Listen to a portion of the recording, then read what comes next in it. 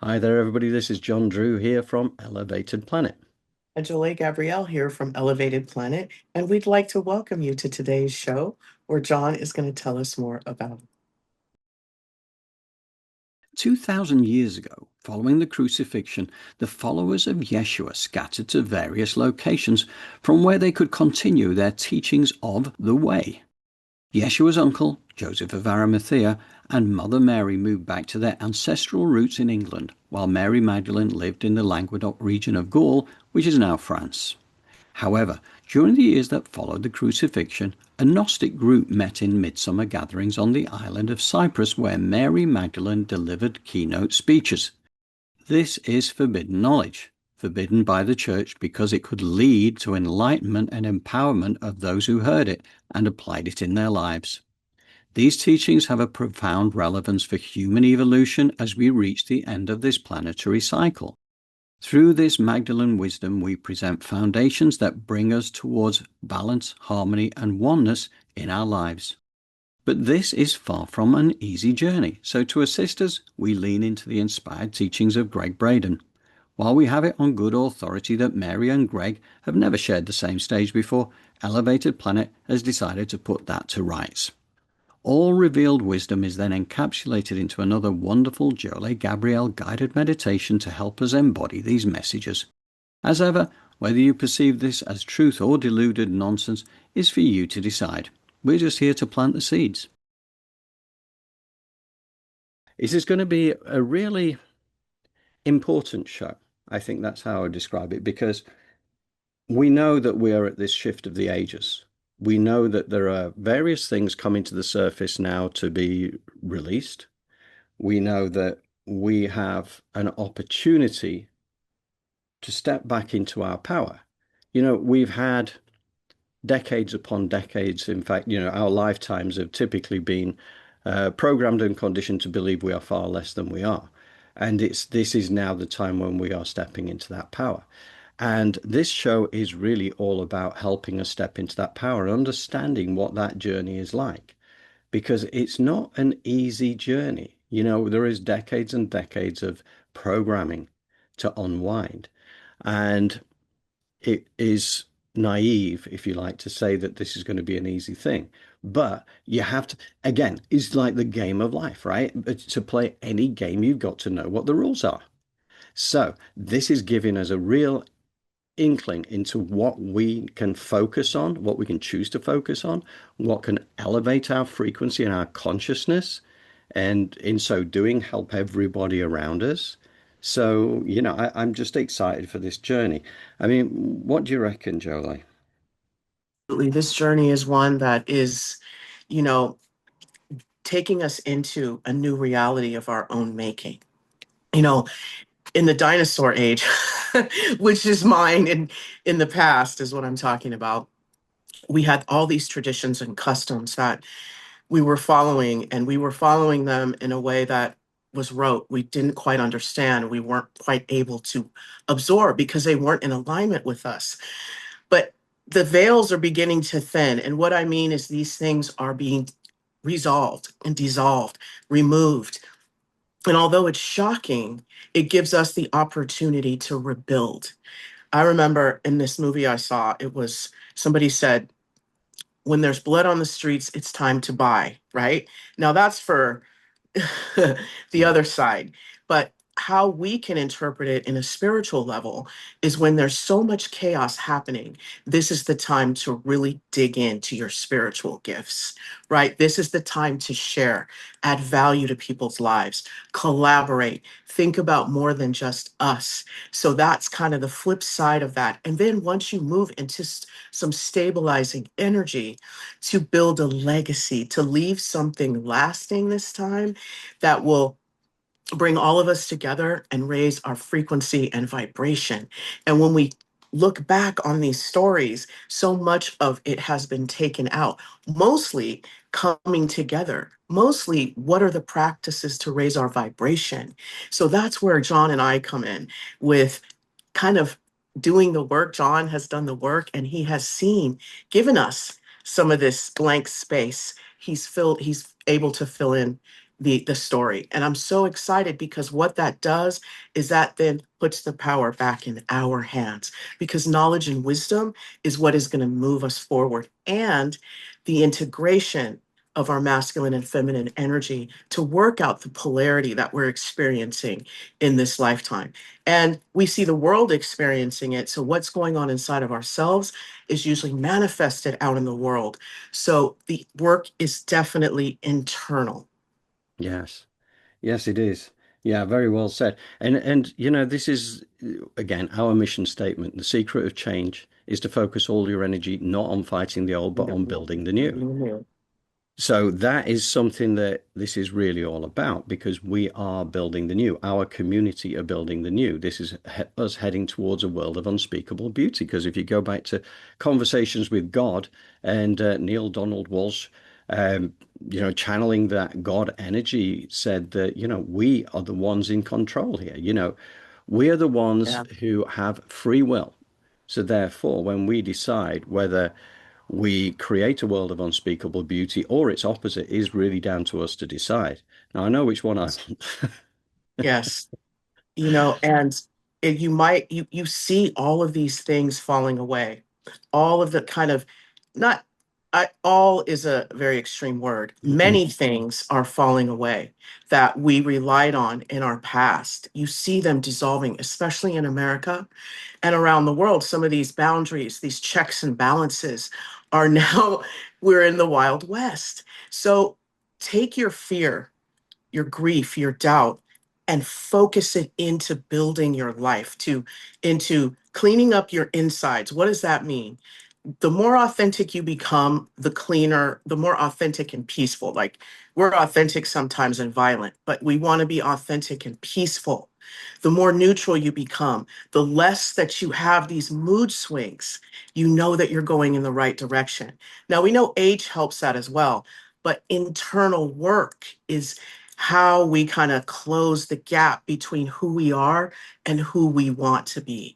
And so, one of the things, if I were you, I would do to reach the goal is I would conversate with her or him or them that is living the life I want to live. So that means you got to get really clear about that. And I'm telling you, it looks like it's a bunch of chaos around, but the energy is there to pull in, right?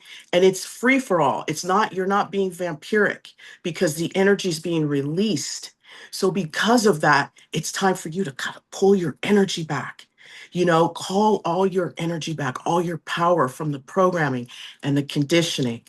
It's like, this is, although it's bittersweet, do the work because it will take you so much further when things, because even astrologically, there's something going on. So when these transits and these energies close, you want to be the one to have done your work so that you catapult into the timeline that you desire and that you've created for yourself. Yes, indeed. That's exactly it. So, I think we're gonna start to head towards Yes. our the Mary Magdalene piece now, because this Yes. is kind of like we really are going to be focusing big time into the teachings of Mary Magdalene, which should really come into the surface now. You know, this divine feminine energy. And I thought what we would start with is a look at who was Mary Magdalene, because this is really quite an interesting story. Jolé and I have gone through this over the last couple of weeks, and it's really a fascinating story. So if you bear with me a second, I'm just going to switch screens because we can put a graphic on here to help in this. Miriam of Tiana was, in fact, Mary Magdalene. Miriam's father, whose name was James, was a merchant. He had become firm friends with Joseph of Arimathea, who was the uncle to Jeshua.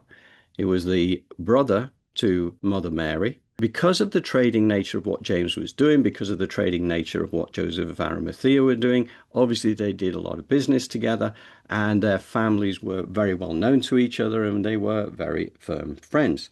James actually passed when Miriam was just 8 years old.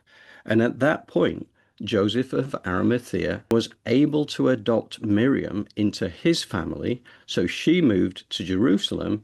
One of the frequent visitors to Joseph of Arimathea's was his nephew, Jeshua. So when Yeshua was aged 11 and Miriam was aged 8, that was the first time they met, and they had 1 year where they really bonded closely together. By the age of 12, Yeshua was on his travels then to go to different parts of the world. He would have spent time in England learning from the Druids, and then he was over in the Far East, and then ultimately into India and Tibet.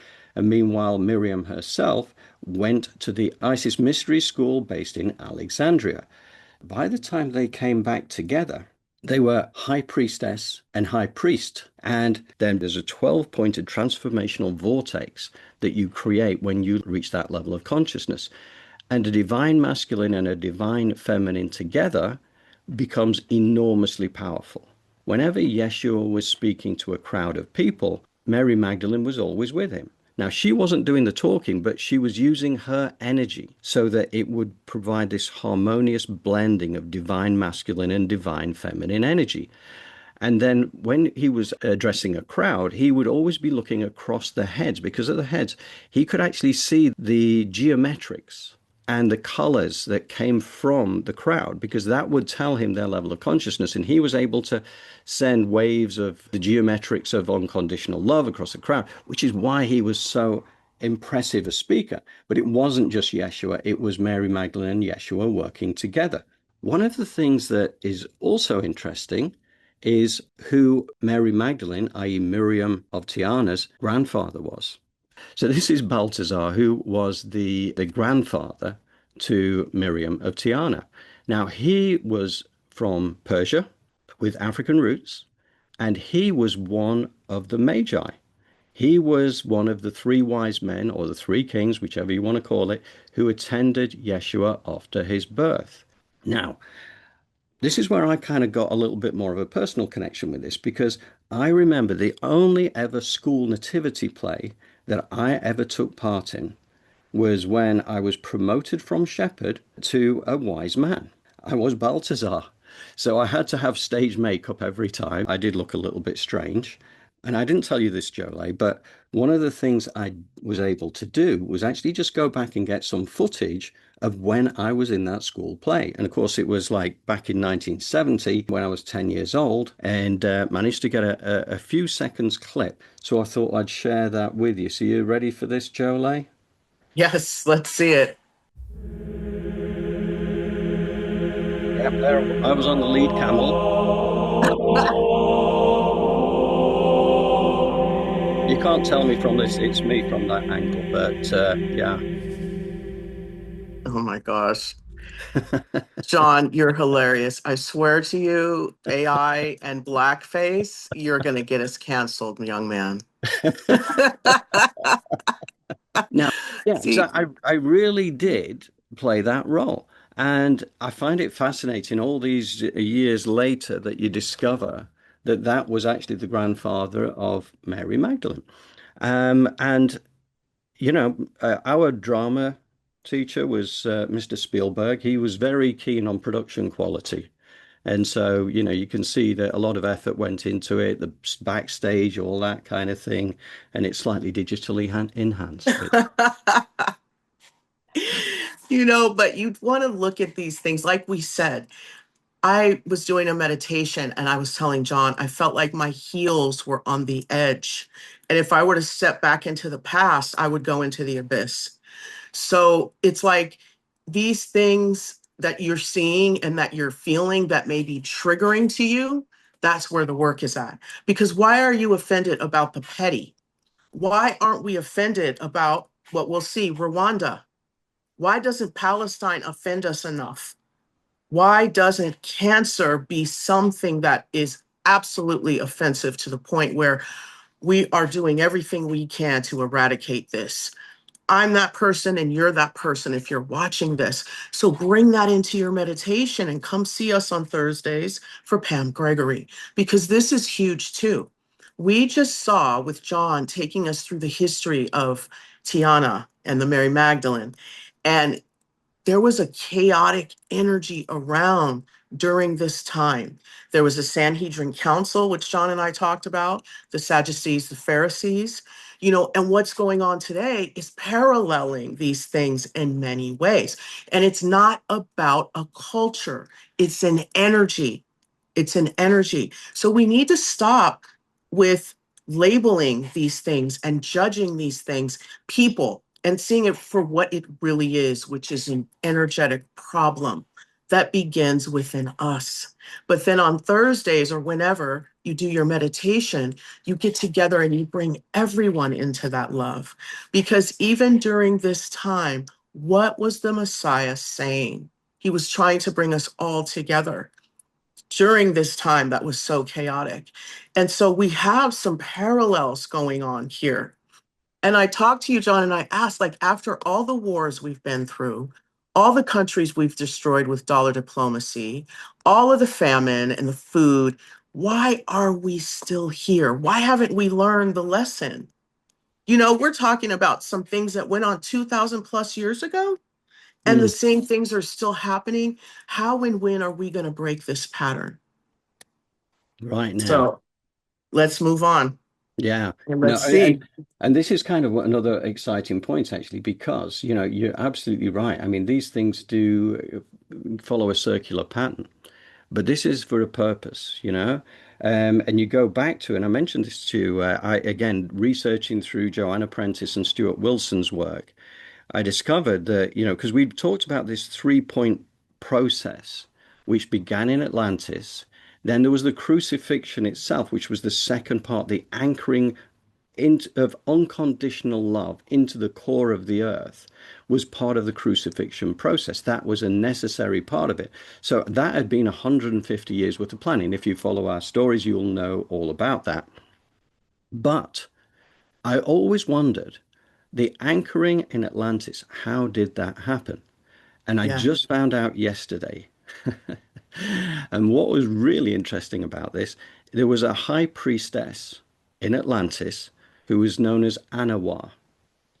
Very, very, absolutely wide. Do you know who that was? It was an earlier incarnation of Yeshua in the feminine. Okay.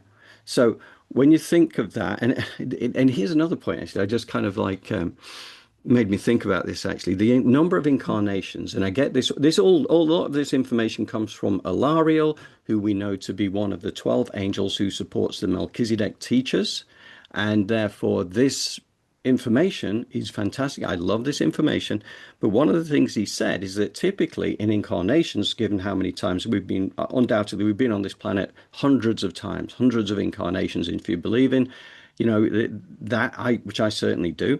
And apparently, typically, we'll go between 9 to 12 incarnations consecutively, either as male or female, at which point we will switch and do the exact opposite, because everything is about divine balance and harmony and learning from all perspectives.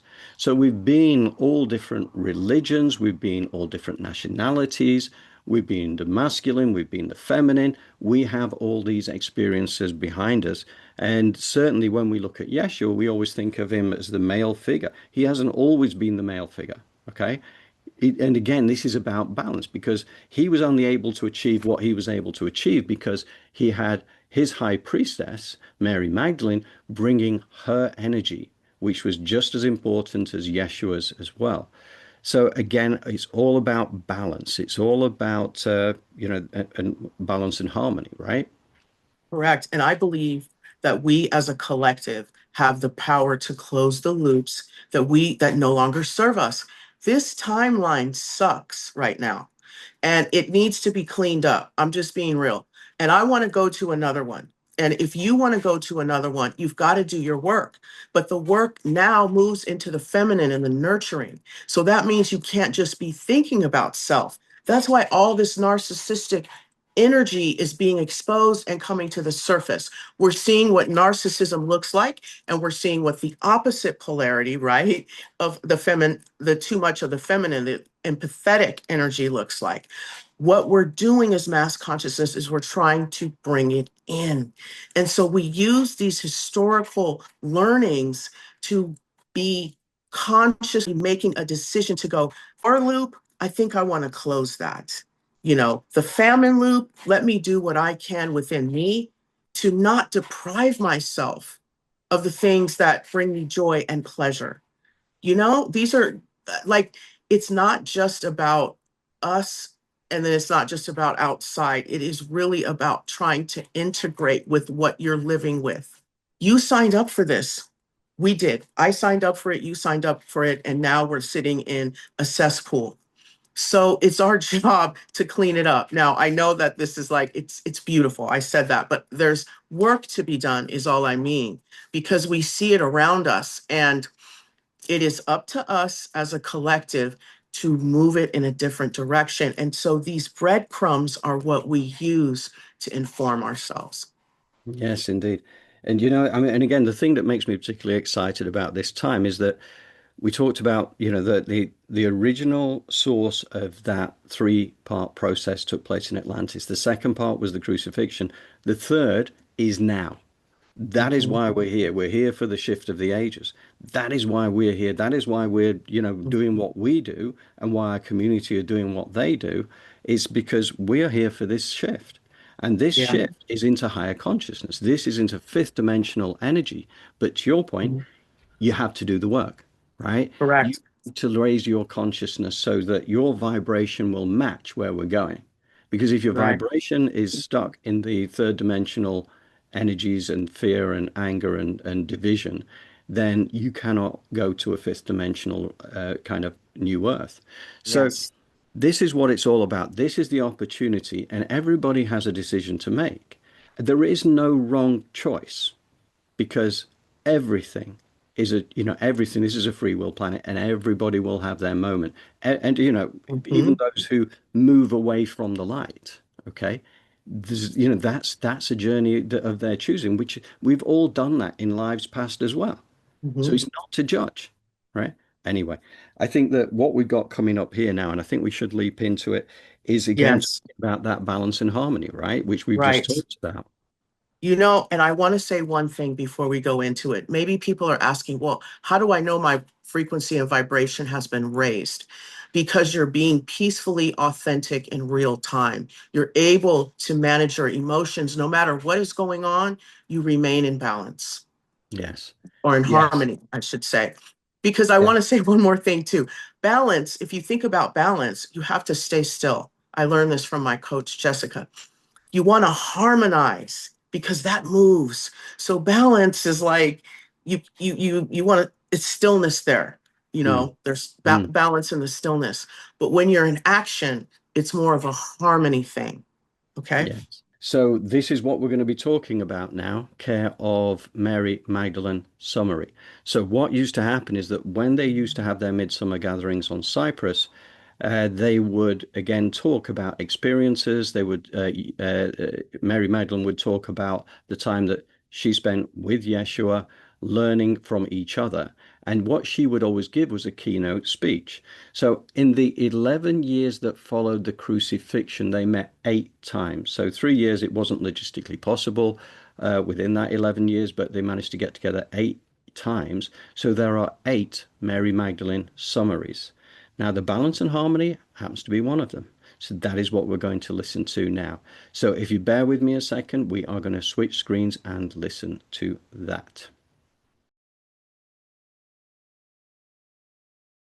Alario, concerning balance and harmony, Mary Magdalene said this: "The universe moves constantly towards harmony and is sustained by a system of balances.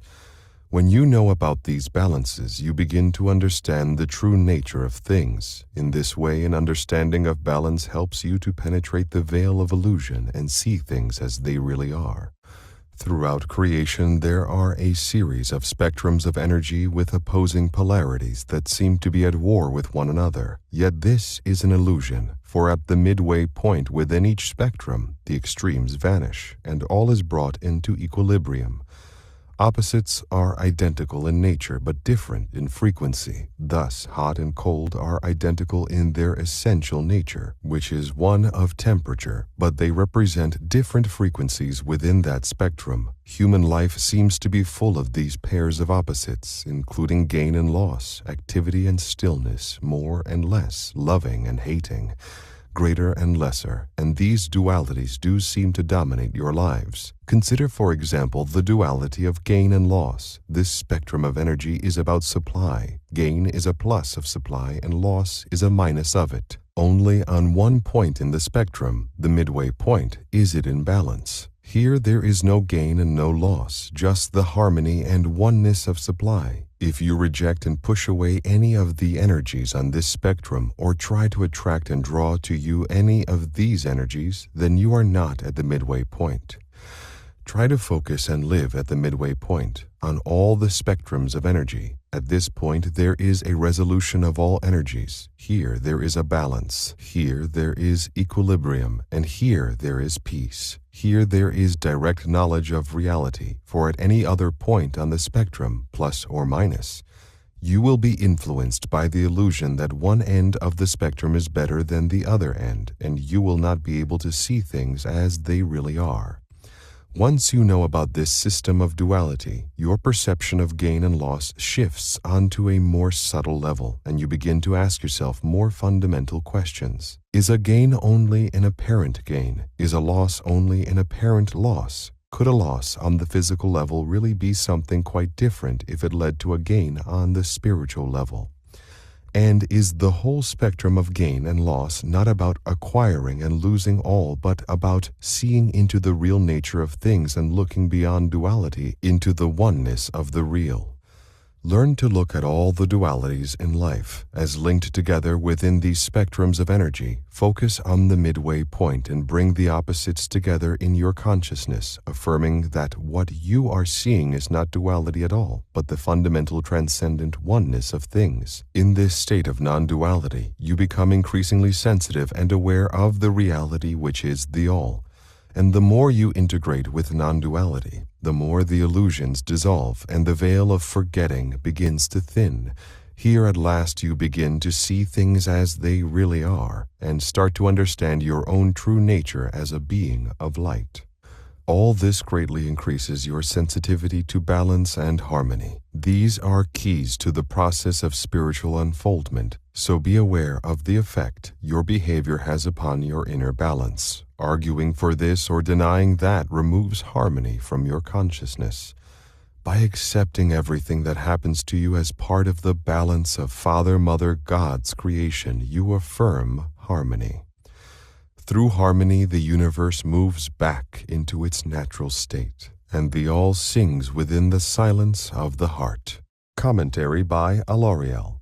This summary reveals the advanced and subtle nature of Mary Magdalene's consciousness. While Peter was fighting the good fight, Mary soared up into non-duality and the transcendent state of the real. The Church did not teach anything about the nature of reality. Indeed, it suppressed all knowledge of this kind, regarding it at best as an unwelcome diversion from the task of saving souls, and at worst something even more sinister, a way of undermining church authority.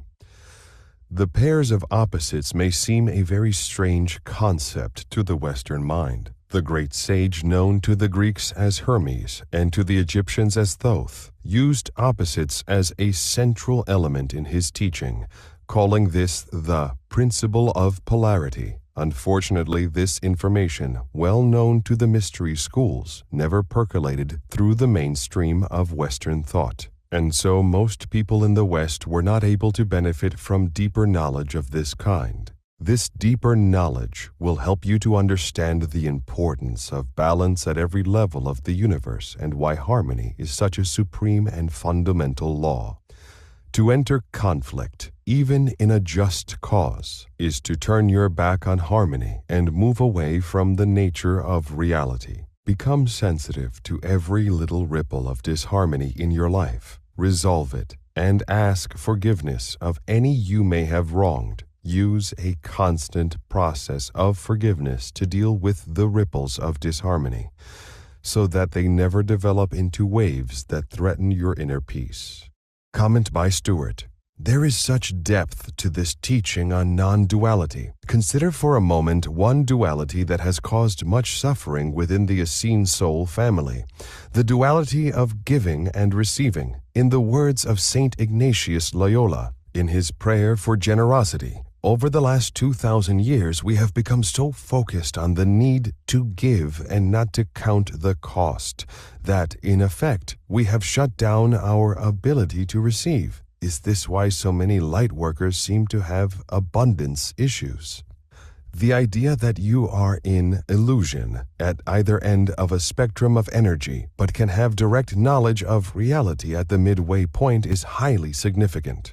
We may all know people who take a simplistic black and white view of the world, and now we can see what is going on with them because they focus on extreme positions. They simply can't see things as they really are because they are blinded by the illusion that dominates any extreme point. It is no use trying to reason with people like this because of the power of the energy at the extreme point. They will sincerely believe they are right, even when they are absurdly wrong. At this point, I still felt we needed more insight on how duality affects our lives, so I went back to Alariel for more information. Alariel, while you remain within the third-dimensional realm, the dualities of gain and loss, better and worse, will continue to be important in your lives. Although it is beneficial to focus on the ideal of oneness, the final achievement of an enduring state of oneness has to come when you are ready for it. People who think it is easy to enter complete oneness and live permanently on that level have underestimated the amount of self-work that is required to deal with the agenda of emotional issues, story, and cellular memories. Full entry into a state of non-duality and the permanent merging with oneness is an advanced state of human development and should be recognized as such. So, first thing to mention, actually, and I should have mentioned this before, the extract here is from this book here, which again, it's by Stuart Wilson and Joanna Prentice. We've covered their work before with other books. And this is amazing because this actually does give you the Magdalene summaries and everything like that. We're going to focus on it this week. We're going to focus on it next week as well, because this is absolutely an important opportunity for us to get a clear idea of what it takes to raise our vibration to that ultimate level. And it is not easy, to move away from duality and polarity when we're surrounded by it, to be able to find that middle point. But one thing that really kind of made me think, as soon as I saw this, and I played this for Jolé, and I said, it really makes me think of the Ho'oponopono, okay, which is the Hawaiian. I'm just going to let Jolé explain that anyway. So, Jolé, do you want to come in and just talk a little Ho'oponopono for us? Is that the way you see it as well? Yes, absolutely. Ho'oponopono is just life-changing. Like, I'm pretty much in my mind saying it all day long, in different phases, washing the dishes, visualizing. And this is how we close loops collectively, is we get this out there. And in the moment of challenge or not challenge, if even unconditional love, when things are going well, I love you. I'm sorry. Please forgive me. And if we know that everything is energy, and if we have the USA and other countries have patents to tamper and manipulate with our electromagnetic energy, then why aren't we combating that with something? So when you feel your energy or you see energy around you and you have no control over it, saying Ho'oponopono is so transformative. What does it do? It pushes out positive, unconditional love, and it just covers the whole environment, whatever's going on. And with that consistency, you talked about the practice, how do we move into that? It is so much of a practice. And now that we're getting into the feminine, it's about the nurturing practice. Before, I think we were more disciplined, gladiator, warrior, moving through that energy. Now it's more like, let's sit down and sew and weave and spin and talk and learn and build in a different way. And that takes time and slowness. And so when we're learning something, we really have to slow down and get into the details. So we're relearning how to be as human beings, and we're opening up to parts of ourselves we didn't even know we had. So you begin to go into conversation with yourself in these moments, meaning compassion. So we bring it full circle back to the Ho'oponopono when we feel these energies and these different vibrations coming our way, to harmonize and stay focused. I love you. I'm sorry. Please forgive me. Thank you. In whatever way, order you want to say that. You may say, I'm sorry. I love you. Please forgive me. Thank you. Or say thank you first, or I love you first, whatever resonates with you. But just keep saying it. Yeah.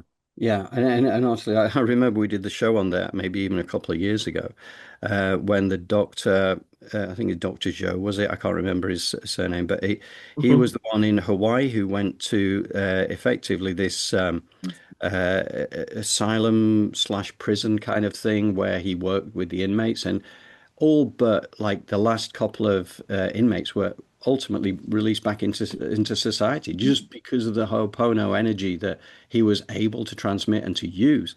It was quite amazing. And yeah, it's super powerful. And that's a very, I think it's a really important tool when you're trying to And achieve balance and harmony. absolutely. And give all love and glory to the Hawaiians and Hawaii because there's so much there we can learn from. And if there's any place to start, we have Rwanda, but always keep Hawaii in your heart because what America did to those islands is absolutely horrific. And that needs to be healed collectively. We all have to come together and bless and send so much love to Hawaii, Rwanda, and these places every single day. You can't go there and fly right now, some of us. But what you can do is open your heart and send loving vibrations and healing vibrations there and say, hey, I'm calling my energy back from this right here. I'm not signing up for that. So you put love on it because anything else is going to contribute to the terrorization. So unconditional love is the only thing that has the ability to transform. Mm, yes, yes. And when it comes to Hawaii, a lot of Lemurian energy there, you know. Yeah. That's something again that Alariel it was talking about actually just when I was reading that just yesterday. Actually, he was talking about the fact that if you go back to those times of Atlantis and Lemuria, the Hawaiian Islands were actually on the edge of the continent, and it was very much a feminine energy, and that So still remains. you can see why Pearl Harbor was bombed. There's more to it, and that's what we're trying to explain to people is that there's more to this than just what's on the surface. And you're involved. Your energy is a part of this. Pull it back. Mm, Consciously remind yourself you do not I sign up for unconditional love. Let's not give any credit to what goes on like that. It's just say I sign up for unconditional love. I'm yeah. in an unconditional loving space and I send unconditional love.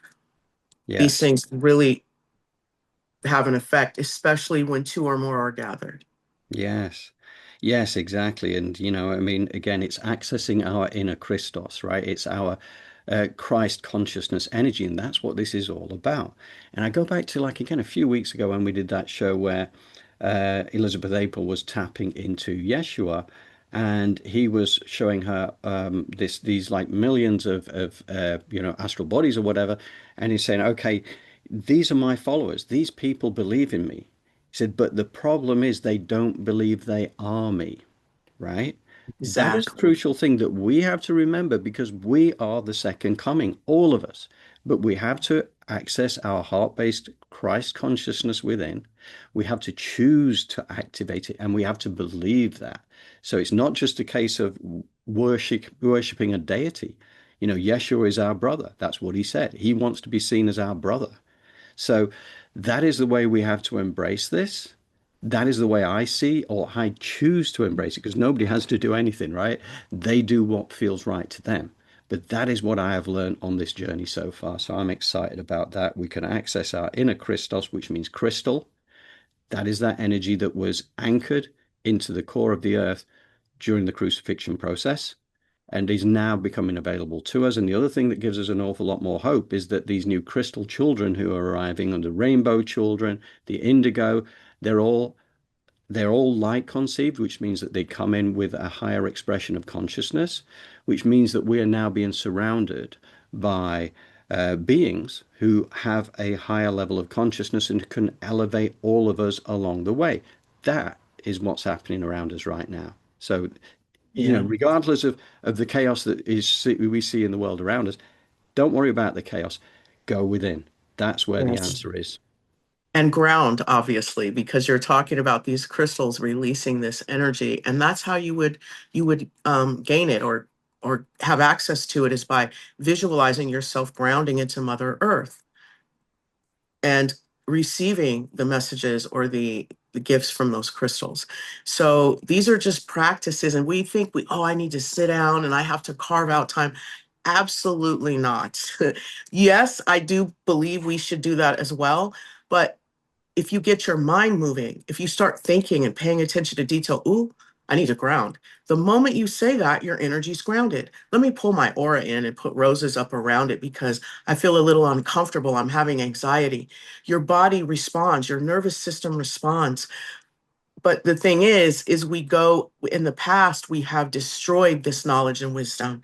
And now through research, we have so much that is back with us. So let's utilize it. As you say, John, and as we have learned, it's right in you. The creator of all that is within you, that essence. So let's stop looking outside of ourselves, or if we are looking outside, we're looking for edification. We're looking for knowledge and wisdom, which is going to better our lives, and we are going to apply it, right? That's the thing. We're in the moment and the crux of where execution is necessary. Yes. The past is no longer. So it's really about building the future in every way. Yes. Living in the present and finding that place of stillness. Go within. Right. I think maybe we do this next little section now, which is the oneness piece. Okay. Yes. So just again to set the scene on this, because this is just a relatively short part of one of the Mary Magdalene summaries again. We're going to follow up and finish this next week because this is a big one, right? We've heard the balance and harmony. That was a necessary prerequisite to take us into this one.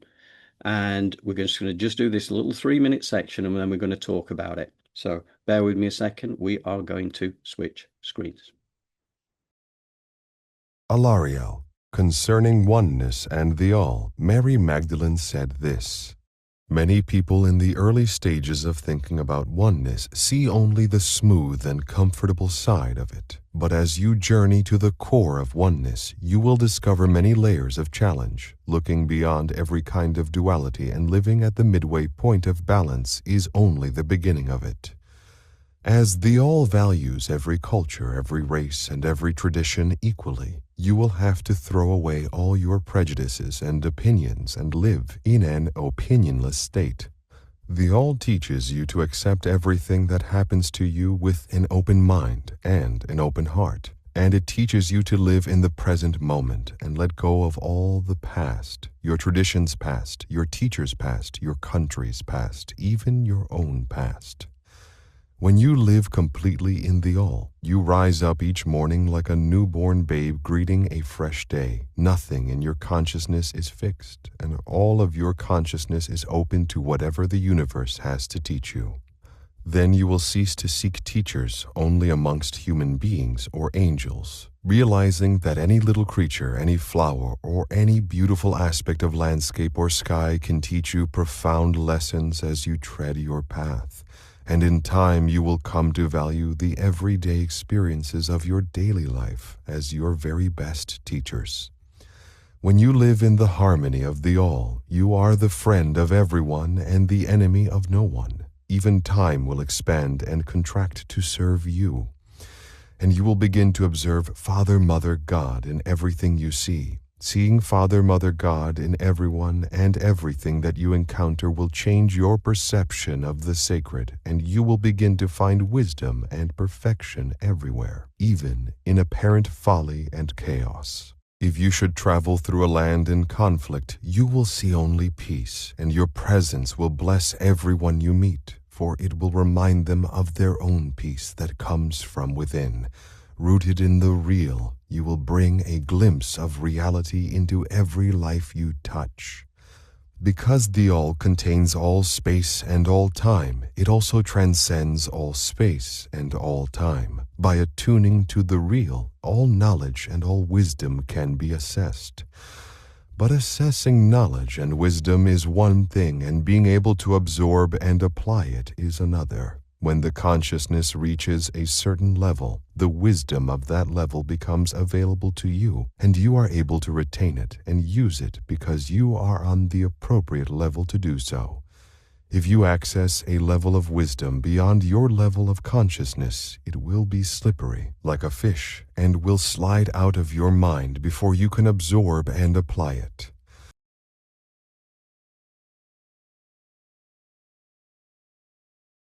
So just the first 3 minutes of that particular Mary Magdalene summary from the island of Cyprus, the final summary that was ever done.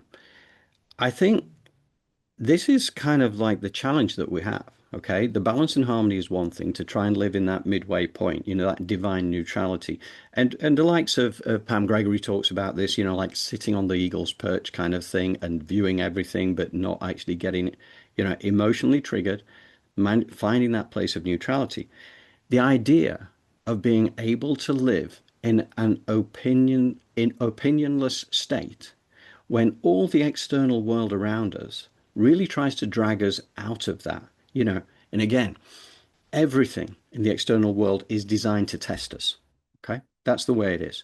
If you get drawn into the narrative, if you find yourself feeding into it, if you believe that your country is better than another country, or one person is better than another, or one religion is the right religion, or whatever it is, then you are not in that state of oneness. It is a work in progress that is going to take a lifetime.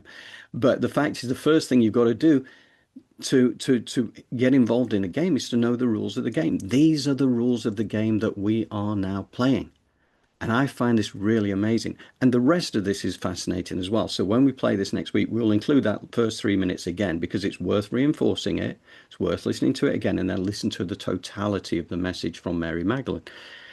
Absolute wisdom at its finest, from a high priestess initiate of the Isis mystery school in Alexandria. It's brilliant stuff, So this idea as well, this slippery fish thing, okay, where you if your consciousness is not ready for this, then it will slip out of your mind because you're not ready for it yet. And I just think back to times when maybe I've been introduced to a book, and I've been introduced to the book too early, and I don't quite get it. And in the end, it's just like put it to one side. However, 3 years later, I pick up the book, and all of a sudden, it all makes sense, because I didn't have the context before, because my consciousness had got not elevated to the point where I was ready for that information. And then all of a sudden, you find you are. So I find that makes total sense as well. That if we're ready for it, then it'll just sink in and become part of who you are. And if not, it'll be like that slippery fish, and it'll be gone before you have a chance to absorb it. I find that really fascinating. Now, at that point, I'm going to bring Jolé back in, because we need to accelerate things along here a bit. Yeah, we will. We will totally accelerate it, because today I really think that we need the focus. We benefit by learning quick in the moment meditations that we can utilize every day at any moment. And because I said earlier, sometimes sitting down for 15, 30 minutes might not be possible. So today, let's do an in the moment meditation that's quick and easy, that allows us to get back into balance and harmony.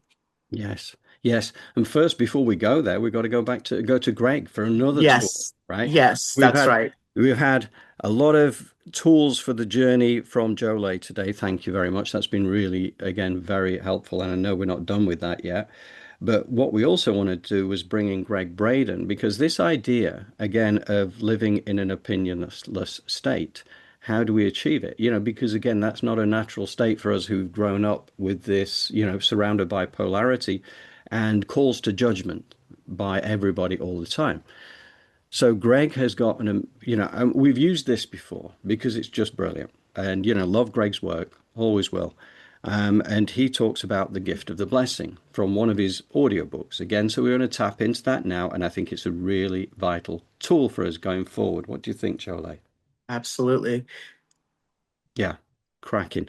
Right, we're going to do that. It's actually preceded by, again, Mary Magdalene giving a 1 minute on love and fear. So again, puts really good perspective about what Greg follows with. So bear with me a second. We're going to switch those screens again. What is the greatest enemy of those who follow the way? Fear. There will be times upon this path when it may seem that the whole world is against us. Do not listen to this voice of fear within, for it comes from a distorted view of reality. In truth, we are stronger than all the armies of fear, for instead of fighting hatred with hatred, we fill our hearts and minds with the strongest power in all the world, the power of universal love. Love does not fight or seek for conquest or dominion. Instead of cursing, love blesses all who touch it and raises up even those who would try to bring you down. When you serve love, you walk with your hands in the hands of angels, knowing that nothing can prevent the ultimate triumph of the light.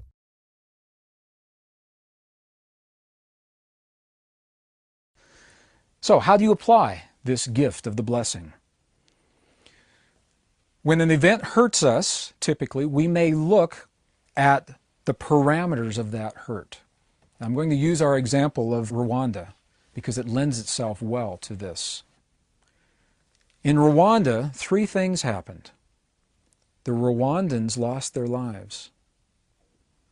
Soldiers took their lives, and I was left behind to witness. Those become the opportunities of places where the blessing may be applied. And something amazing happens when we bless the things that have hurt the most. For example, what happens when we say, bless those Rwandans who gave their lives so that we may know ourselves in their passing? Our world's different now that they're gone. We have to make sense of that difference and what that means. That's the first step. Second one is the one perhaps it may be a challenge for some people. What if we say, bless the soldiers that took their lives? Bless the soldiers that took the lives of the Rwandans. This is where it's important. It doesn't mean we agree with what they did, that we consent or condone what they've done. It is our acknowledgement that they are playing out a role that is sacred in nature and part of the one. And although we may not understand it in this moment, it may not make sense to us, it is part of that one, and we're simply acknowledging that unity. How may we transcend the polarity of this world if we continue to respond to the polarity through the eyes of polarity? If we continue to respond, only blessing what's good. We bless the Rwandans, the soldiers, what about them? Well, forget those guys. They're the ones that took their lives in the first place. That's the thinking that led to this experience. It takes a powerful, masterful being to find a place within themselves where they can bless that which has transpired, which has hurt them deeply. And this is one of those places where the words may fail. This is one of those places where you must experience it for yourself. That's the second opportunity for the blessing. So we bless the Rwandans that gave their lives so that we may know them in their passing. And now we bless the soldiers that took those lives. The soldiers now know themselves in the taking of a life. That's a hard one for some people. And the last one, and it's the one that's been left out in the West, is us. Bless us in the witnessing. We're the ones that have to make sense of it. We're the ones that are left behind. And those 3 codes of blessing, I believe, hold such potential for healing And I've seen it in my life, I've seen it in the lives of others, and they're so subtle. Please don't be deceived by the subtlety. And please bear in mind that when you bless, you're simply acknowledging that what you have experienced or witnessed is a part of the one, and that's all.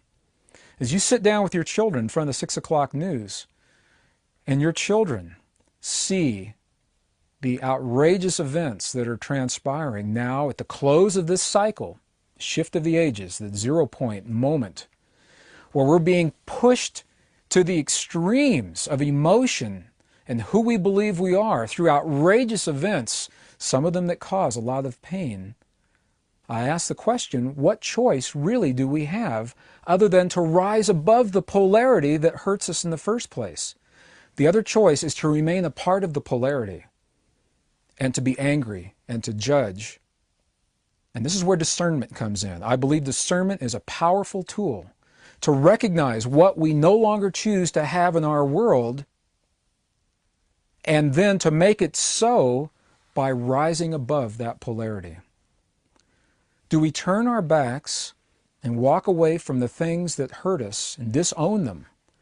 Or is there another way? Can we find a way to rise above the goodness or the badness or the rightness or the wrongness? Can we discern what we no longer choose to have while still being there in a form of love and support? And the gift of the blessing allows for that possibility.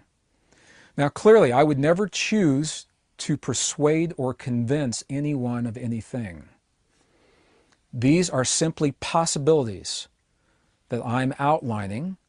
I'm fleshing out our knowledge of history and the possibilities of what our lives may mean to us through tenets and codes and texts that were taken out of our common modes of history and circulation 1700 years ago.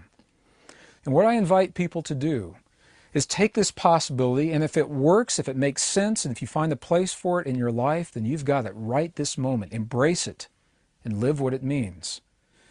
And if you hear these words and they make no sense to you whatsoever, the magic is you cannot unhear them. So I'll invite you to place them into a file folder somewhere in your memory called possibilities, and to hold on to whatever belief systems have brought you into this moment, because they are serving you very well. And the moment that one of those belief systems fails you, rather than struggle trying to hang on and make that old belief system work, let it go with grace. Bless it and let it go. Come back to this file folder called possibilities and allow for what this code of compassion and blessing may mean in your life.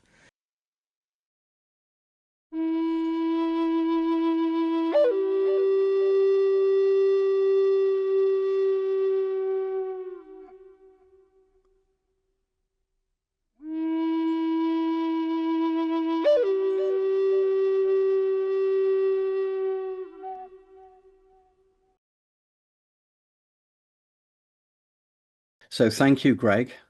Words of wisdom. Again, I just, think he's such a special messenger for this time of change.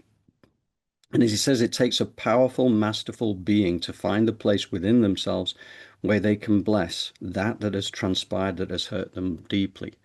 It's not easy. None of this is easy. The balance and harmony, the oneness, and we're going to keep exploring that as of next week as well. So we need tools to help us to rise above, as Greg put it, the polarity thinking that got us into the problems in the first place. So we know how to do it, heart-based Christos energy within. So Jolé, can I bring you back in for your thoughts before we go for Yes. meditation? Yes, that was so beautiful. I think he summed it up, and you guys summed it up nicely. Um, all I want to say is you have the power to call your energy back, to become whole again, but it's going to take a little bit of practice. Yes, it is. And that's the thing, again, building all these things into a practice, the meditations and the likes, or whatever works for you, if it's prayer or something like that, I find it very simple, like when I'm just laying in bed at night, if I'm waking up during the morning, just Mhm. anytime, it can be 3 o'clock in the morning, but I will just go into prayer mode, right? And, just gratitude, just simple gratitude that puts a big, stupid smile on your face as you're just laying in bed Yes. waiting to fall asleep again. What a fantastic feeling. Because you're just thinking about everything you've got in your life that you're grateful for. And it just takes you to a really super happy place.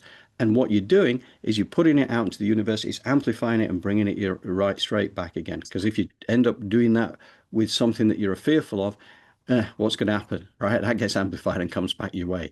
If you master your thoughts, you master your reality. Yeah, and gratitude is huge. And make sure you pick something you're grateful for about yourself. Not, oh, I'm grateful for my family, or I'm grateful for my I'm grateful that I am patient. I'm grateful that I know how to forgive. Be loving and nurturing to you, and then extend that outward. Yeah, yeah, yeah. Very well said. Yeah, no, it's important. It's important. It is an inside job, right? That's it. And Yeah. we're coming back to self. We're coming back to here. And not getting distracted by the external nonsense, right? That's designed to test us. We came here for the test. That's what we came here for, and we can pass it with flying colors should we choose Yeah. to do so. Yeah, and we do need each other. I mean, let's not forget that, because we have a tendency to be very passive aggressive and mean. And that's something, that a loop that we want to close emotionally, because it's damaging. Passive aggressive energy and anxiety, they go hand in hand. So if you're anxious, maybe stop being passive aggressive. Maybe call out people when they're being passive aggressive to you. This is the work. Mm. Mm. So what do you reckon? It's that time? Yeah, let's meditate. Right. Okay, we're going to do it. We're going to have, again, a few words from Alariel to just lead us into Jolé's words of wisdom with the meditation. And then she will take us off on another magical journey. So bear with me a second. We are going to switch screens. To enter conflict, even in a just cause, is to turn your back on harmony and move away from the nature of reality. Become sensitive to every little ripple of disharmony in your life. Resolve it and ask forgiveness of any you may have wronged. Use a constant process of forgiveness to deal with the ripples of disharmony, so that they never develop into waves that threaten your inner peace.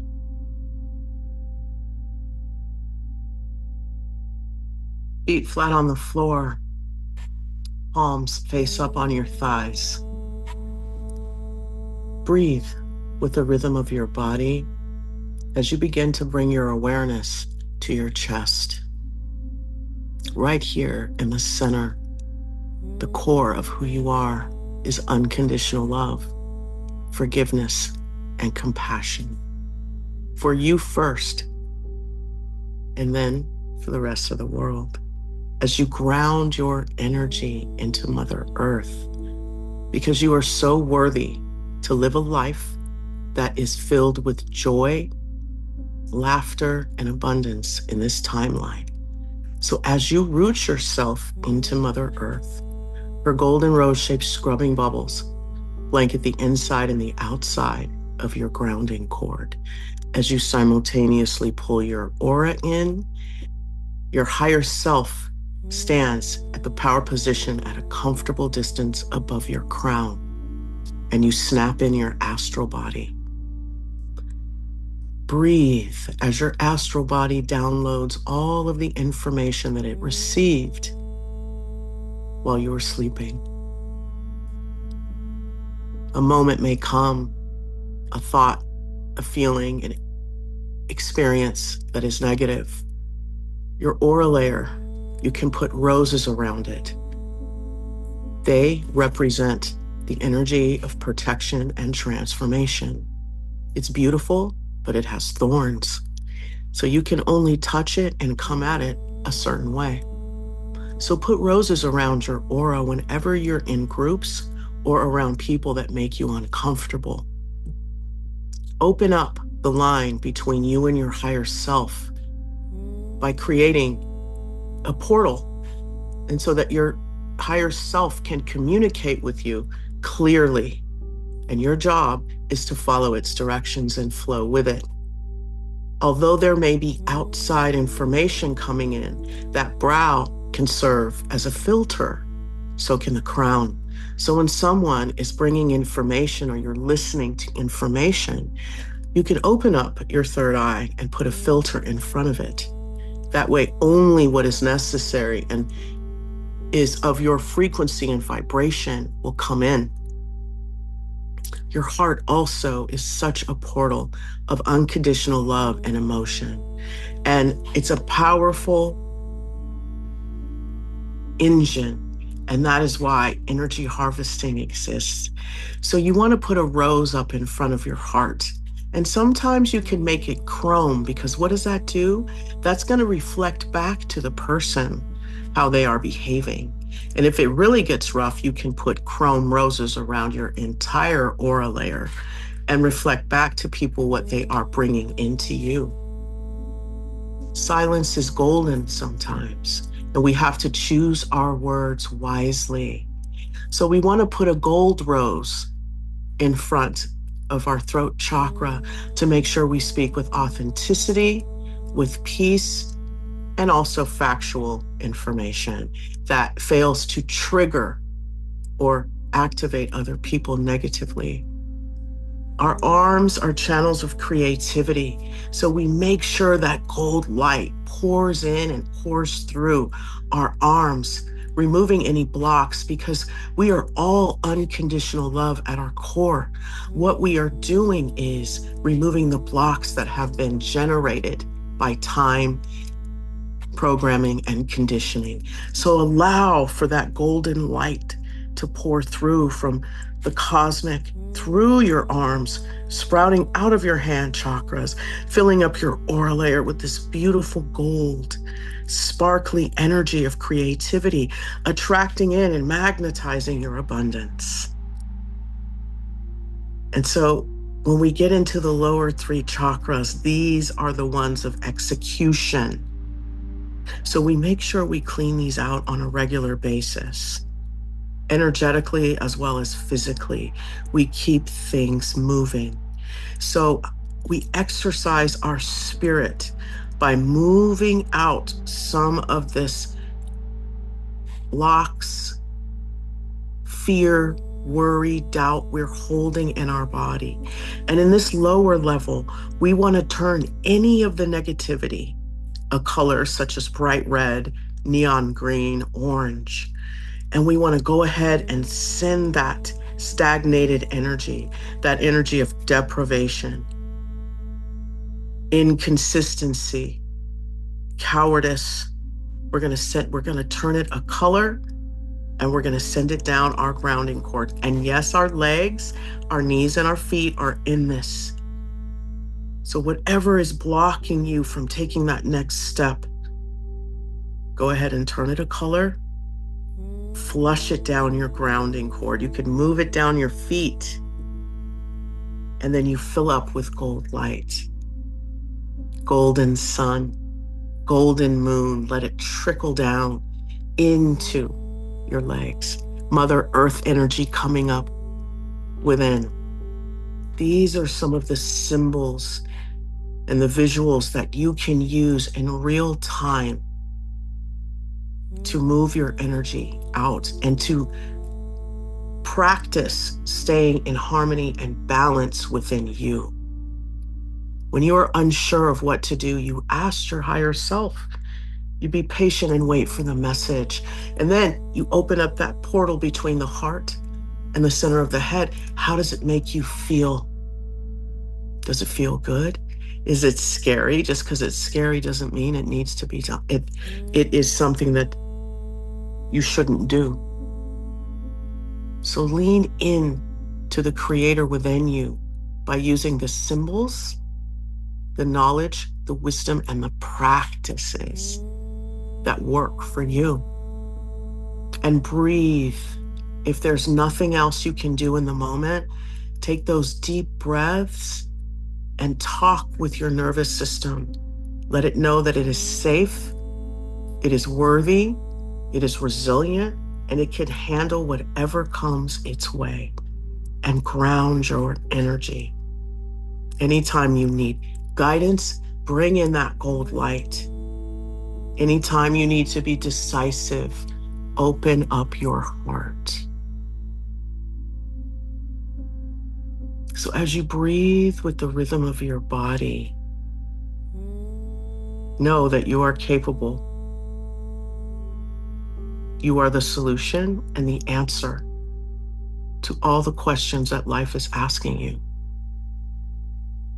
You have them. So take a deep breath in. We're going to exhale. If your feet, your hands, your brow, or any chakra was open, gently, with grace and ease, close it.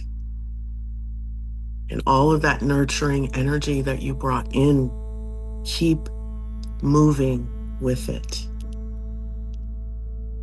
Take a deep breath in, and on the exhale, you want to open your eyes.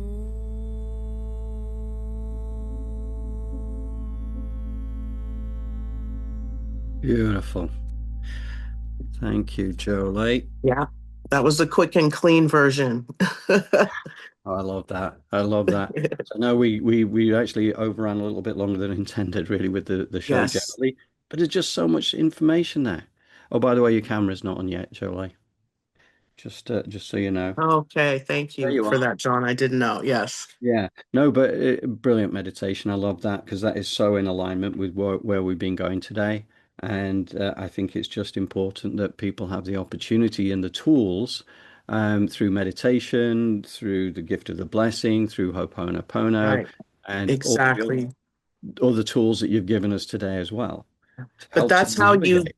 ooh, I'm sorry, John. No, no, no, carry on. But that's how we dissolve, what does it say? Any ripples of disharmony that Ilario was speaking of is ripples of disharmony come in the moment.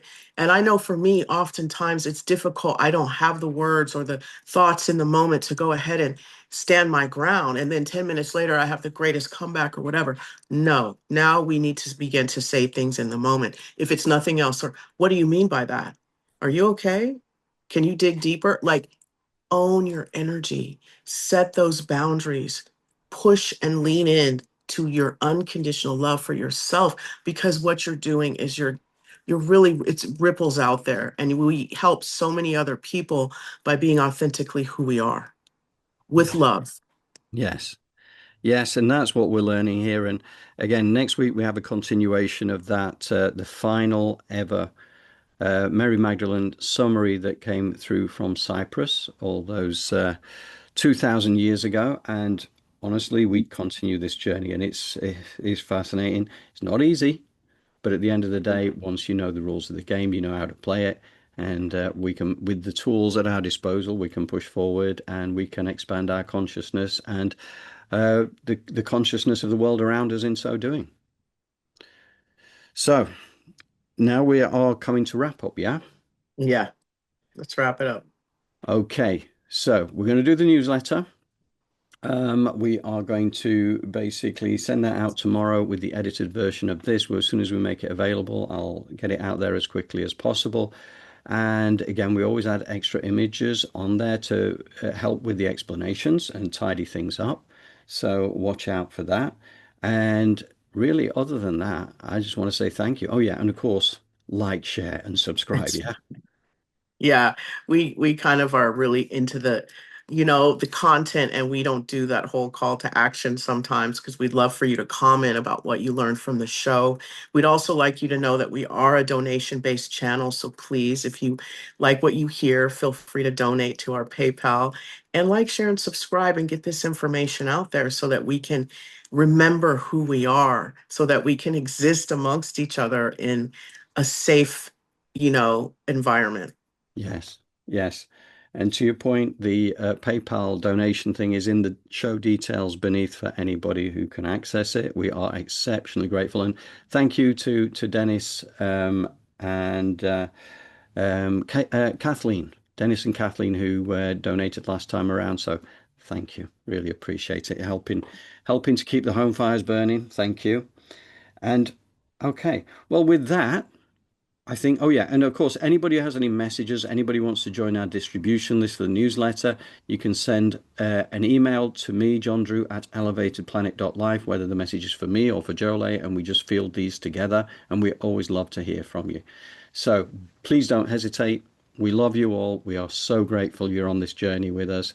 And as Jolé said, don't hesitate to comment below as well on anything that you may have experienced or may be thinking about this. Okay. Thank you, Jolé. Bye bye, you guys. Take care. Take care, Much everybody. love. Lots of love.